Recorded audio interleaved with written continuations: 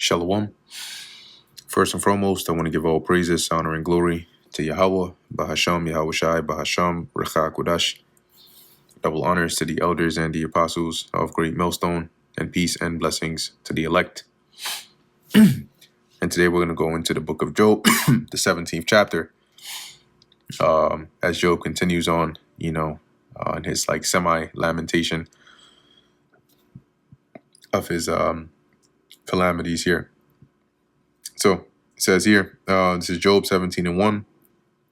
My breath is corrupt, my days are extinct. And that breath, when you go into the Hebrew there, it's racha, which is also like spirit. Corrupt here being like broken. So he's basically feeling of like a broken, or one might say a contrite spirit. My days are extinct, the graves are ready for me. So he's basically saying he's at the point now where death is just like the next suitable thing for him. Are there not mockers with me? And doth not mine eye continue with their provocation? And here he's describing those that are around him, his friends included, right? And let's actually click into that word mockers. But it's dealing with, once again, those that ridicule him, right? So it says mockery, a derision, right? And mockings, derision. Let's look here at derision. Contemptuous, ridicule, or mockery, right? Scoffing, disdain, disrespect. So he's saying, he has to constantly behold that, as he mentions, and doth not mine eye continue with their provocation. So I constantly have to see, hear, and bear with it. Lay down now, put me in a surety with thee. Who is he that will strike hands with me? Now, a surety, when you go into it, he's basically asking the Most High, as it says, to put him in a surety with the Lord. And a surety here, let's click into that. So as it says, it's like a security, right? Or a pledge. But when dealing with people, see if I can find some information on that here. Okay. So it says here, to exchange articles of traffic. 3, to become surety for anyone, followed by an, ace of persons, accepting of persons, to interchange with him, to succeed in his place, to be surety for the life of another, right? You're one example is like Judah, right? Judah and I think it was Benjamin, when Judah said that, when he tried to convince Jacob to say that, hey, let us take Benjamin, right? Because that's the only way Joseph, or who was in Egypt, would allow them to see his face. And I will be the surety for his life, right? If something happens to him, his life is tied with mine. If I don't make sure he gets back, basically you can have my life, right? Like that's the exchange, right? That's the surety for another. And Job is asking the Lord to be that for him. Because as he says, who is he that will strike hands with me, right? Who is willing to strike hands, is like to make an agreement, right? To even hear his cause or be on his behalf, right? NLT, you must defend my innocence, O God, since no one else will stand up for me. For thou hast hid their heart from understanding, right? So you've blocked their minds from being able to understand what's really going on. That's why they continue to accuse me. Therefore shalt thou not exalt them.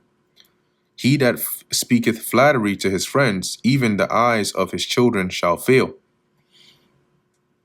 And the NLT says, they betray their friends for their own advantage, so let their children faint with hunger. NIV, if anyone denounces their friend for reward, the eyes of their children will fail. He hath made me also a byword of the people, and aforetime I was a tabret.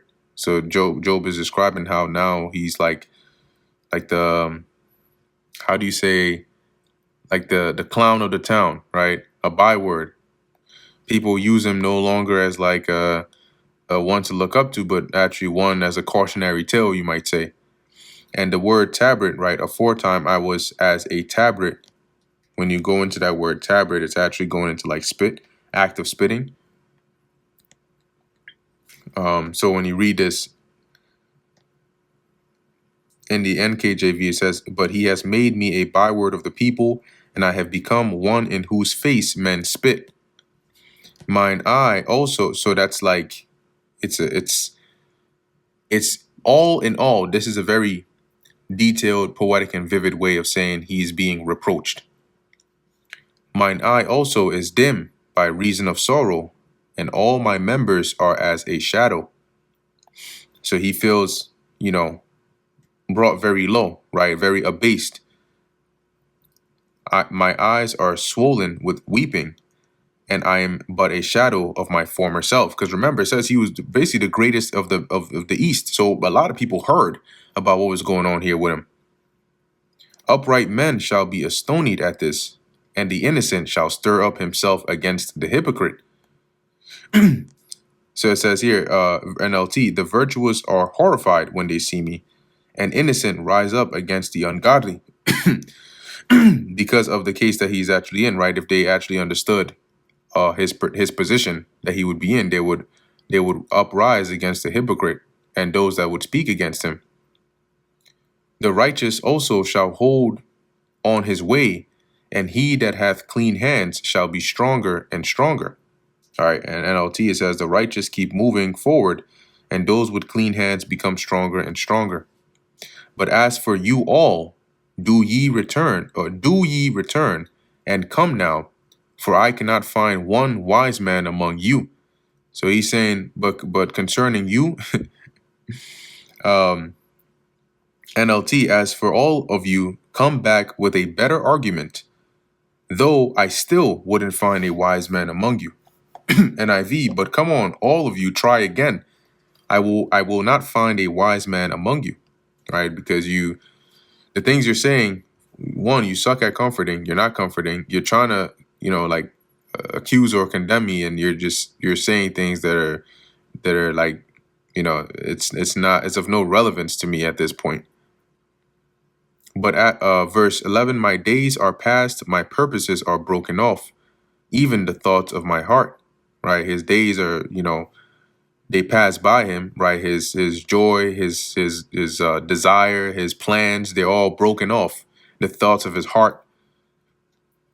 They change the night into day, and light is short because of darkness. And here he's describing how they speak concerning him. And it's when it says they change the night into day. And let me read that in another translation here. But it's like saying like they're not speaking correctly. They're not speaking what's right. It says here, NLT, these men say that night is day. They claim that darkness is light. If I wait, the grave is mine house. I have made my bed in the darkness. I have said to corruption, thou art my father. To the worm, thou art my mother and my sister. So he's saying here that he's ready, right? He's pretty much ready for death. If this be the case. NLT, what if I go to the grave and make my bed in darkness? What if I call the grave my father and the maggot my mother or my sister? All right, that's metaphorical speak for, he's ready to go to the grave. And where is now my hope? As for my hope, who shall see it?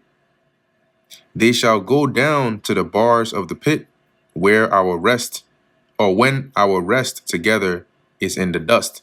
So basically he's saying his hope is going to die with him, right? Because nobody is, he's saying like God is bringing calamities upon him. Nobody's willing to hear his case. Nobody's understanding the position he's in. Everybody's accusing him of being guilty of something. And everybody else is looking at him like he deserves it. And that brings us to the end of the book of Job, the 17th chapter. Lord willing, that was edifying to the elect. In closing, I want to give all praises, honor, and glory to Yahweh, Bahasham, Yahweh Shai, Bahasham, Rachak Wadash. Until next time, Shalom.